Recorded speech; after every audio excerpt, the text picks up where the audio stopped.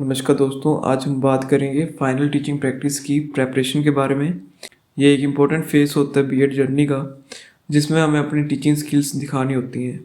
आज की वीडियो में हम देखेंगे कि कौन कौन से डॉक्यूमेंट्स, फाइल्स और ऑब्जर्वेशनल फाइल हमें अपने साथ रखनी चाहिए, कैसे चार्ट बनाना चाहिए, किस प्रकार का मॉडल होना चाहिए और एग्जामिनर कैसे क्वेश्चन पूछ सकते हैं, और कौन कौन से कंपोनेंट है स्किल्स के, और कौन से टीचिंग मेथड हैं और कौन से डिफरेंट अप्रोचेस हैं। इनके बारे में थोड़ा थोड़ा पढ़ेंगे। अगर आपसे एग्जामिनर कुछ भी पूछे तो आप उसका कॉन्फिडेंटली आंसर दे सके।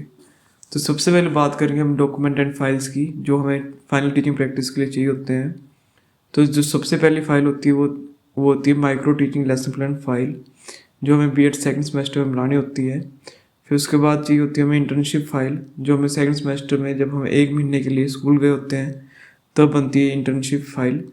फिर है मैक्रो लेसन प्लान फाइल्स दो, जो हम 4 महीने की टीपी करके आए होते हैं उसकी फाइल। फिर ऑब्जर्वेशन फाइल्स वो भी 2 होती हैं, एक होती है प्यूपल टीचर ऑब्जर्वेशन फाइल, एक होती है सीनियर टीचर ऑब्जर्वेशन फाइल। फिर उसके बाद चाहिए होती है हमें टीचर डायरी और फिर स्टूडेंट अटेंडेंस रजिस्टर।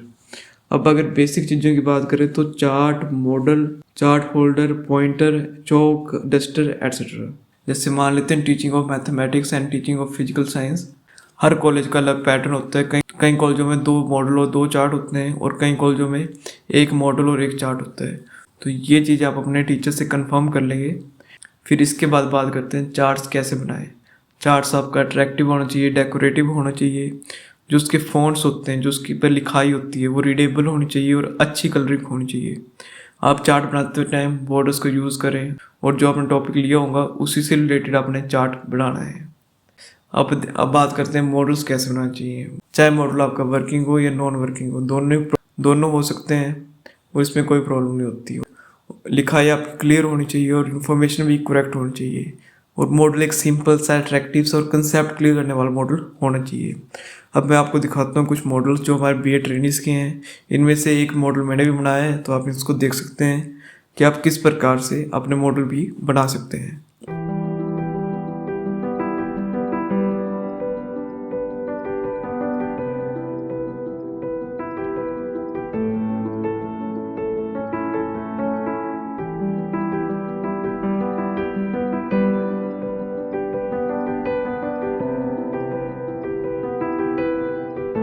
इसके बाद हम बात करेंगे कि एग्जामिनर किस प्रकार के क्वेश्चन पूछता है। एग्जामिनर बेसिकली आपको स्किल्स के कंपोनेंट्स के बारे में पूछेगा, आपके टीचिंग मेथड के बारे में पूछेगा और आपके अप्रोच के बारे में पूछेगा। तो सबसे पहले हम बात करेंगे टीचिंग मेथड की। कौन कौन से टीचिंग मेथड होते हैं। 5 टाइप के कॉमन मेथड होते हैं। पहला मेथड है लेक्चर मेथड।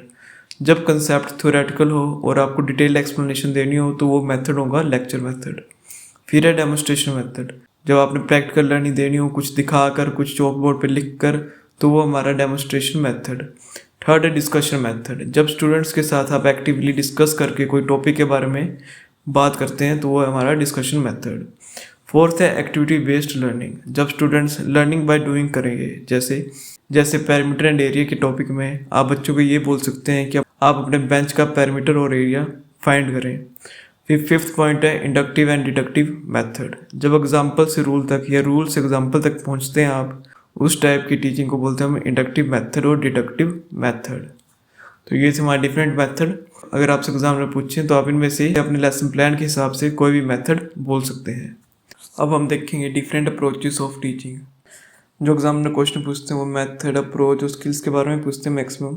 तो अब हम बात कर लेंगे डिफरेंट अप्रोचेस की, जिसमें मैं आपको 8 टाइप के अप्रोचेस के बारे में बताऊंगा और एग्जाम्पल के साथ समझाऊंगा कि वो अप्रोच किस प्रकार से और किन टॉपिक्स में काम आ सकता है।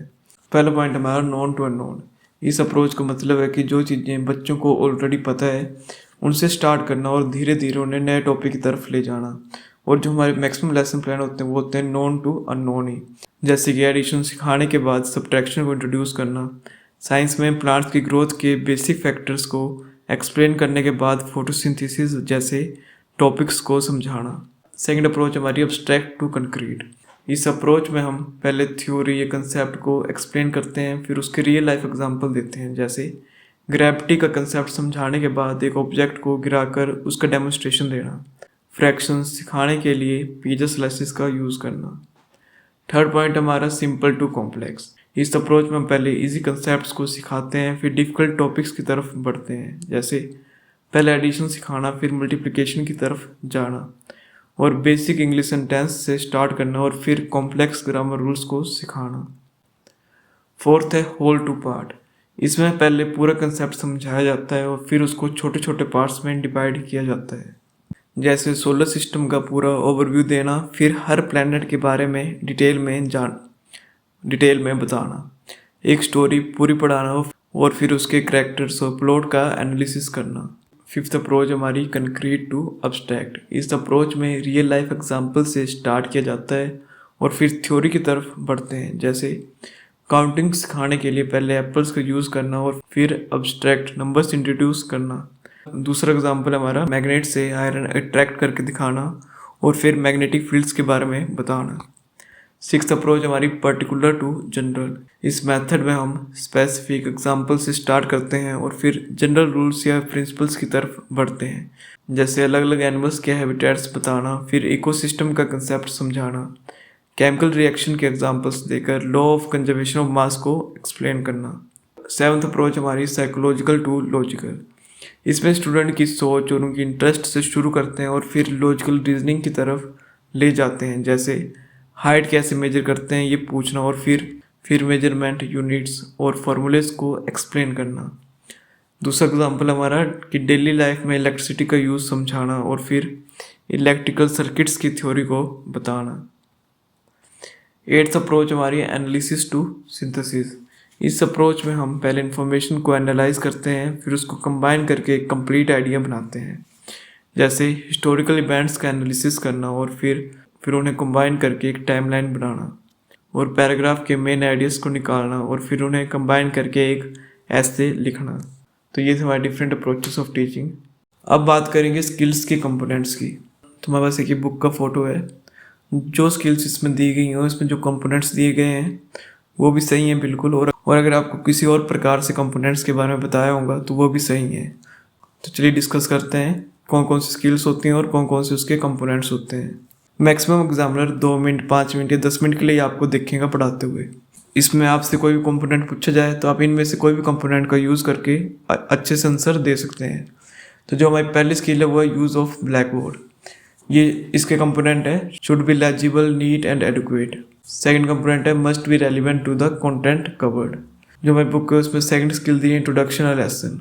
आपके लिए इंपॉर्टेंट ये है कि क्या क्या कंपोनेंट्स होते हैं, कंपोनेंट्स का यूज़ करके आप अच्छे से आंसर दे सकते हैं। तो इसमें कंपोनेंट्स हैं utilizing the people's previous knowledge, use appropriate device for engagement, maintain continuity, ensure relevance of verbal and non verbal behaviour.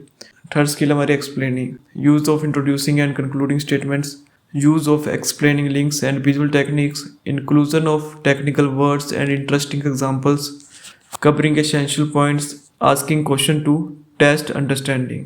अब बात करेंगे स्किल ऑफ प्रोबिंग क्वेश्चन की, prompting and seeking further information, redirection, refocusing and increasing critical awareness।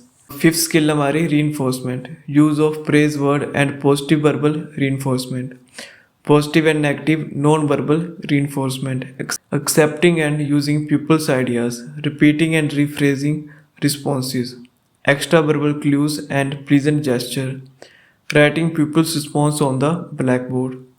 तो sixth skill है हमारी stimulus variation, use of body movements and gestures, change in speech pattern and interaction, use of pauses and focusing techniques, oral and visual switching, physical involvement of प्यूपिल।